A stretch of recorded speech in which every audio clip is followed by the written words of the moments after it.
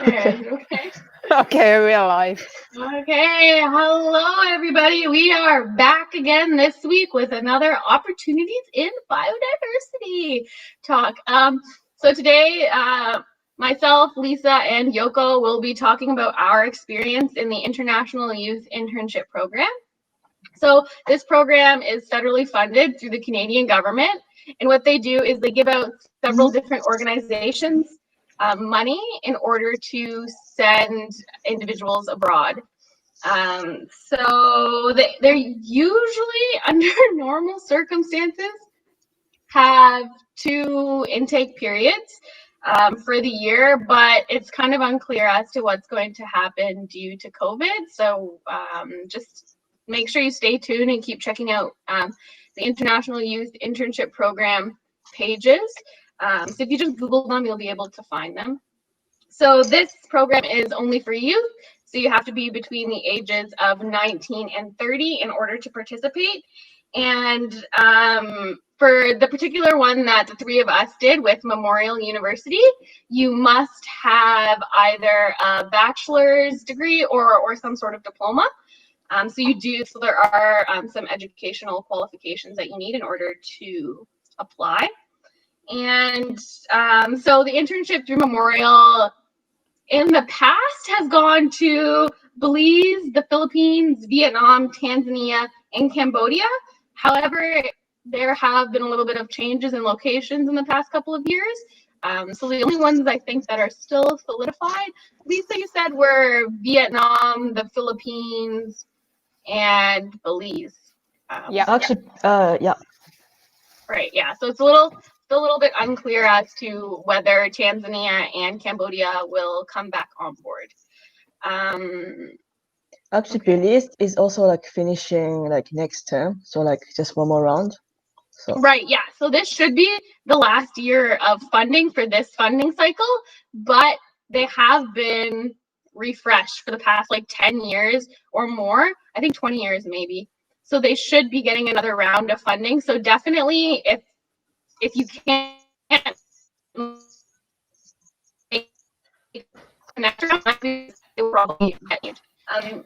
so within the program, there are many different kind of positions that you can fulfill.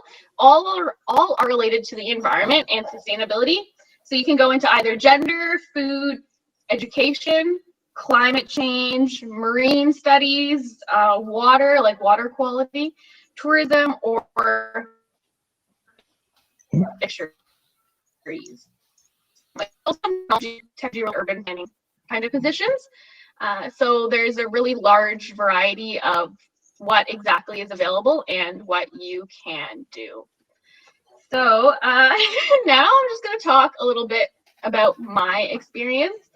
So I went 2 years ago in 2018. So July 2018 is when my cohort went. And I'd actually been waiting for the program to reopen for a year because I had found out about it earlier before going to school. So I was really happy when it did open. And I went to Vietnam. So I was in southern Vietnam in a province called Tra Vinh. And I was at the university there doing sustainable agriculture research.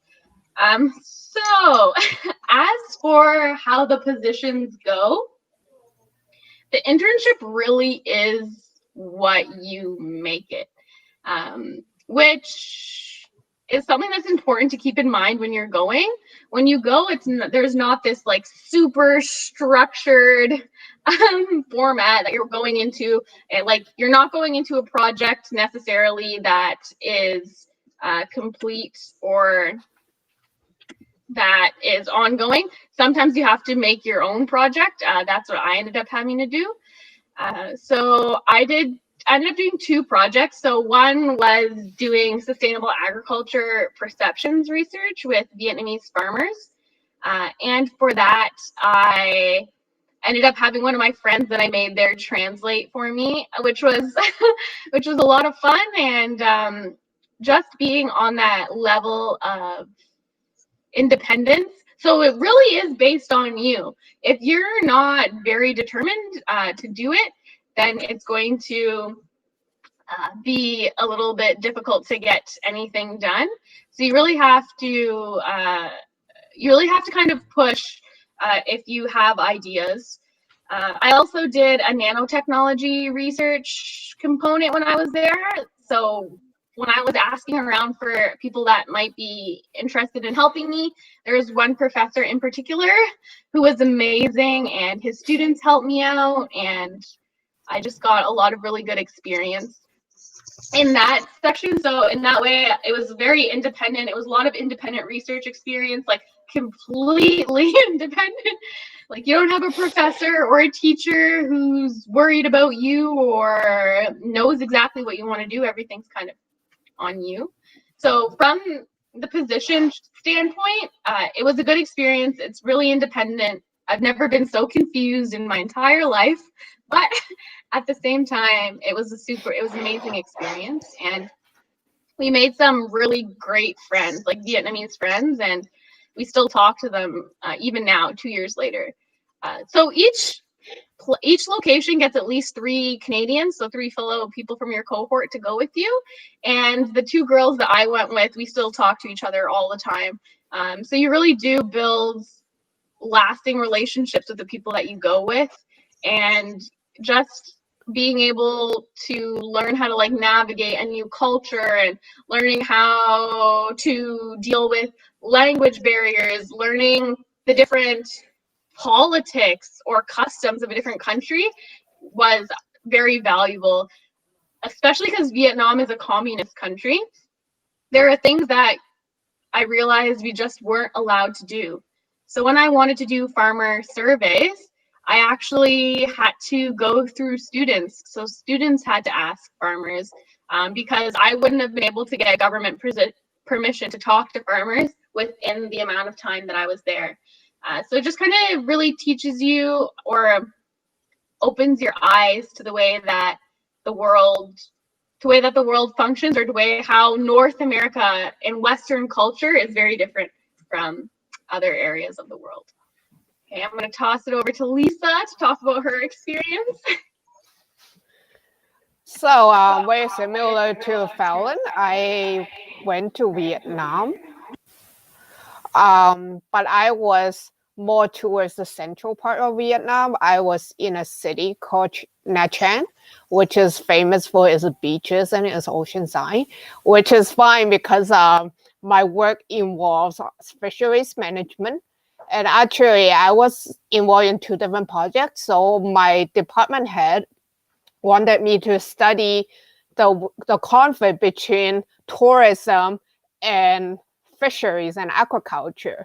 So basically what that is that they compete for space and resources in the city on how much money and space they are delegating to producing food, which is fisheries and aquaculture, and how much to leave for the beaches, for all the tourism in diving and snorkeling.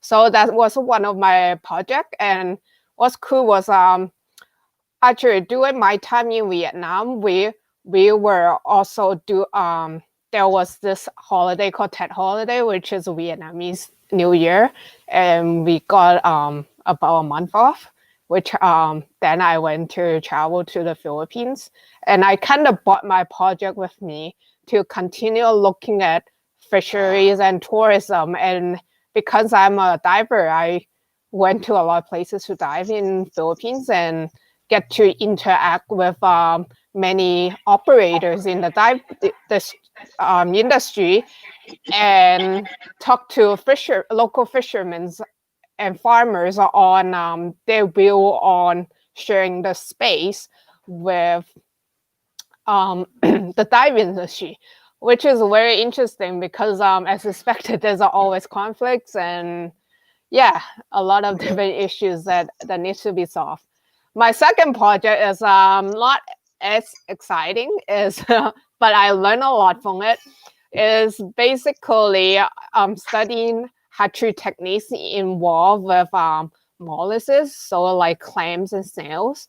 So what happens in Vietnam is because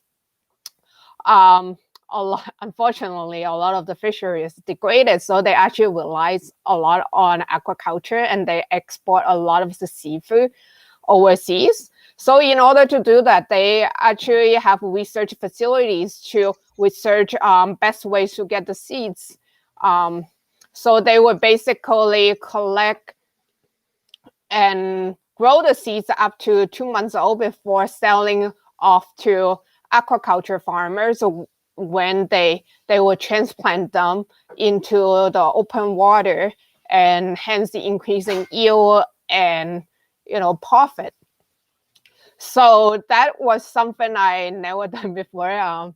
Doing hatchery work, work a lot with microscope and a lot of water monitoring. You figure out, and of course, there's a lot of economics behind it. I come from more of a research science background. It was interesting talking to people about making money and also providing food and income for the locals.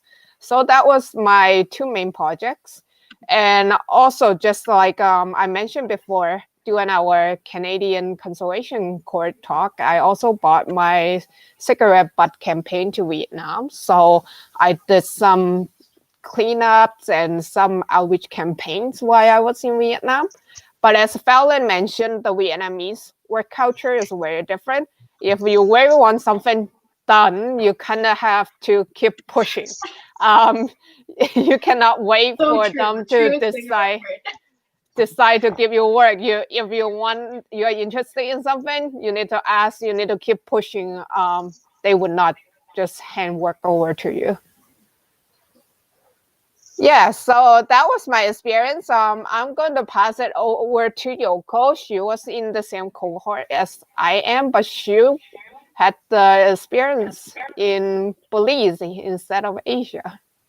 Yeah, so I was in Belize as an tourist management and gender intern.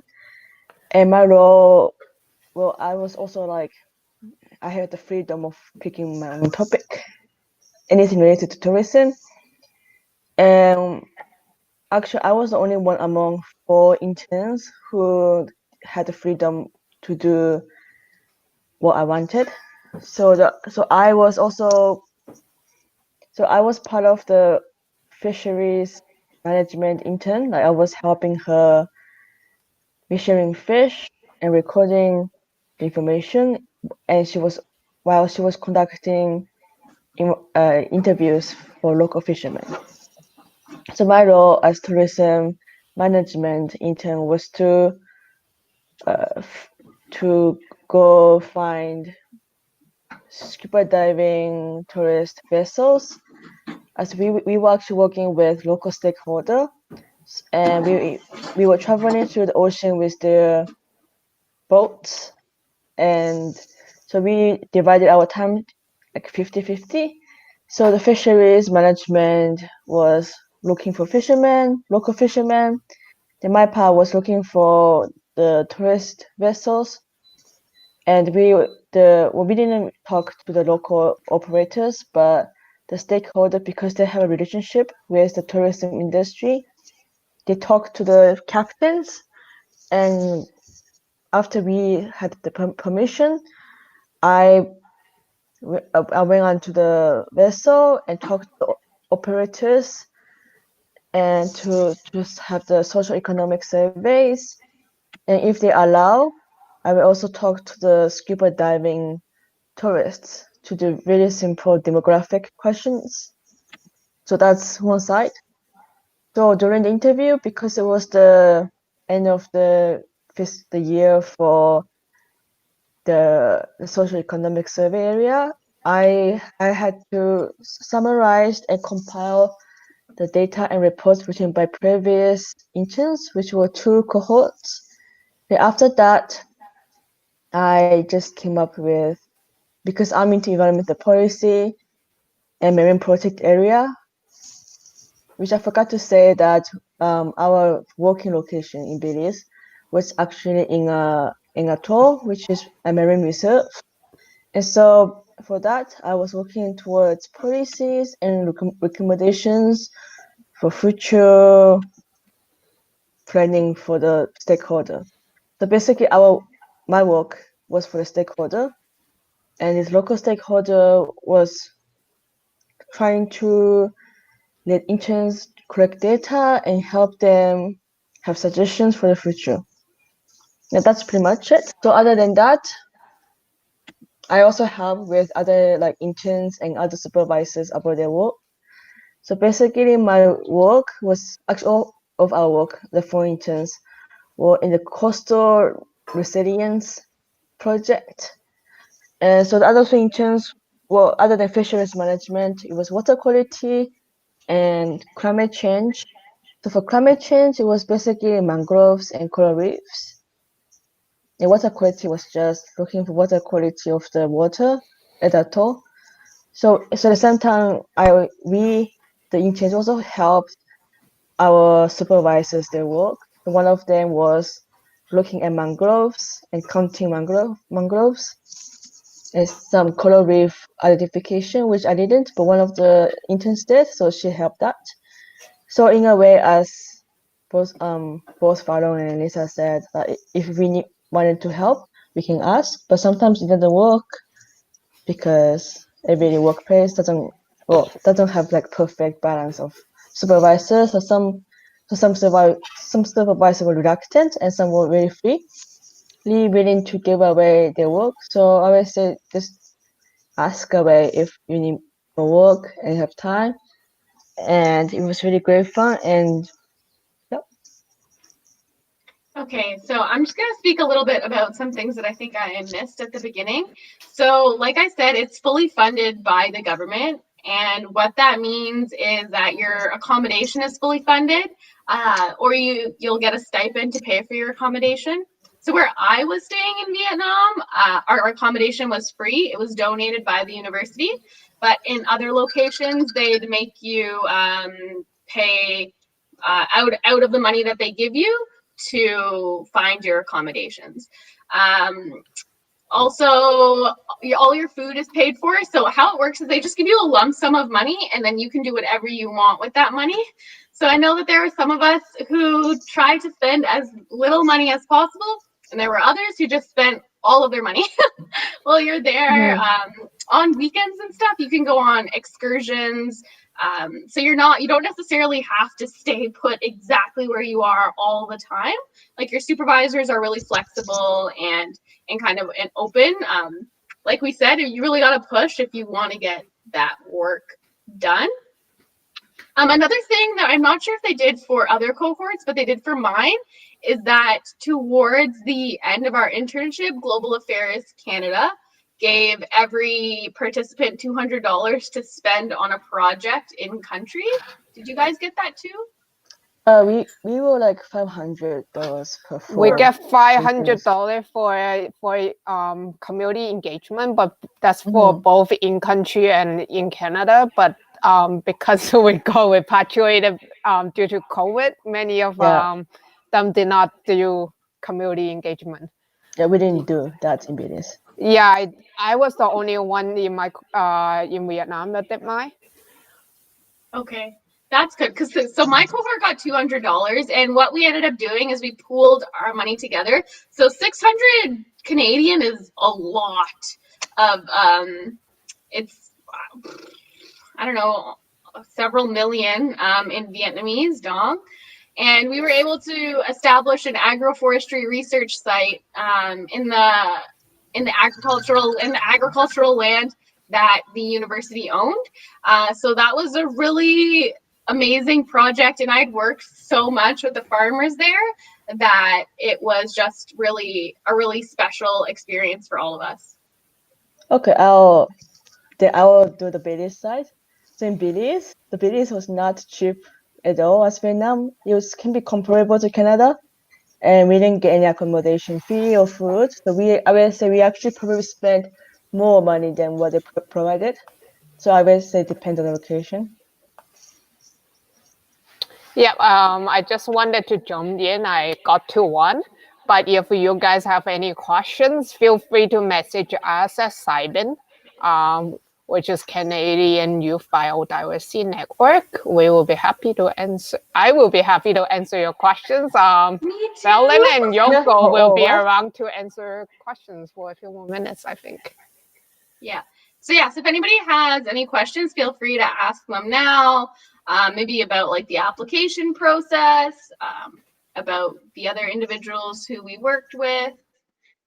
If you have anything you would like to ask, feel free. So Yoko, what was the general like feedback that your cohort gave to the program? What were some common topics that came up from everybody? Feedback from my cohort? Yeah.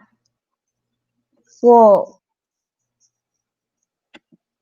I think it depends because, well, I forgot to say, like, we also make some friends and hang out with them. I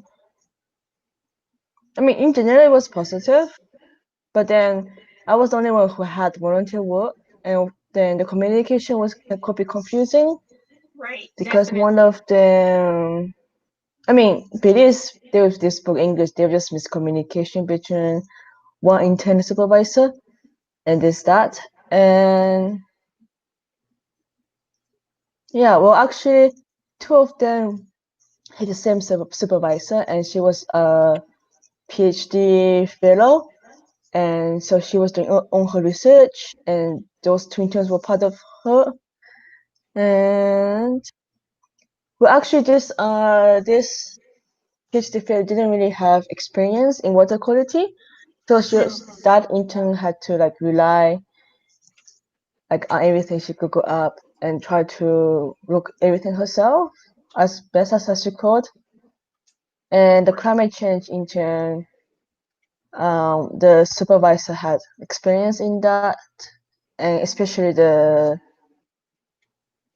program or the department. So that was that. So I would say it was positive. Yeah, For me, me I and my mean, cohort had yeah. a super amazing experience too. Mhm.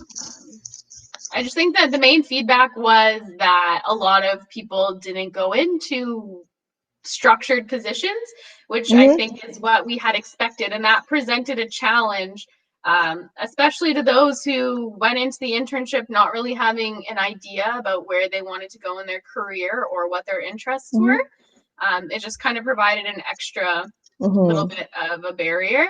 I think that my location in Vietnam, we actually ended up getting a lot of opportunities and making a lot of really good friends, and they helped us. They helped us out a lot too because there were a lot of English students, so they could translate for us and connect us to their friends. So we had a really big social life component where we were, and we always felt safe and everything like that. So yeah, it was like an excellent. Like I still miss Vietnam every day, and it's been 2 years.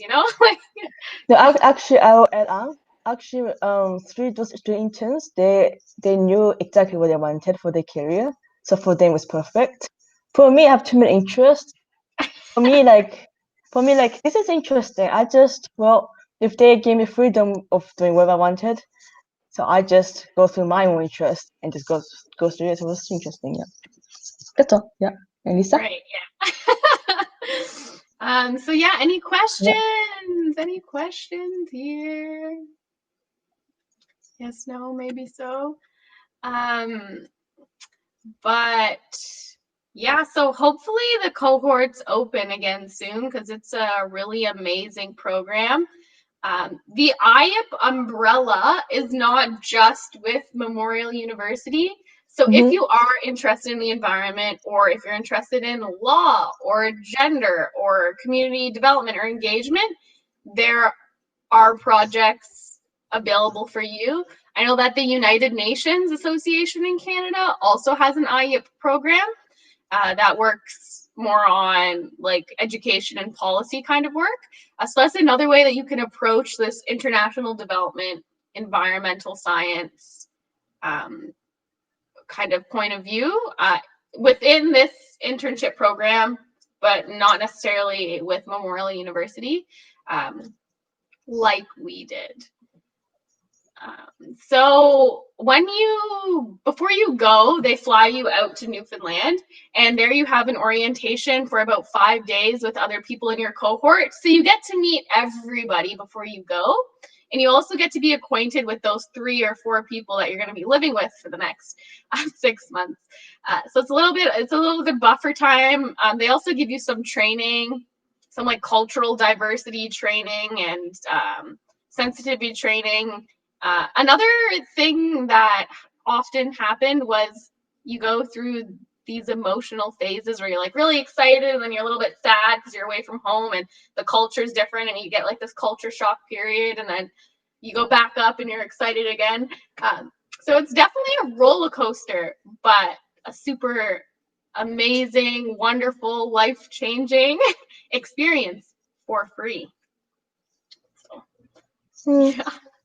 Well, I shouldn't say it's free, but Okay, it's free to do everything, and then if you have to pay more than what they give you, then you have to pay. But it depends on the for my location. cohort, we definitely had more than enough money to do everything.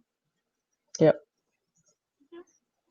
Okay, well, if nobody has any questions, we are going to end this discussion for today. But please feel free, if you do have any questions about the program or our experience, to directly message us or message us through the Sibin Facebook or email or Instagram or anything. Do you have any concluding comments, Yoko? I mean, you said everything, so. Okay. All right. Well, thank you guys for tuning in today, and yeah, be sure to apply. The application isn't very hard. You just need a couple references and to write a little bit of a letter, and yeah. Cool. Okay. Well, see you guys. Bye-bye. Bye.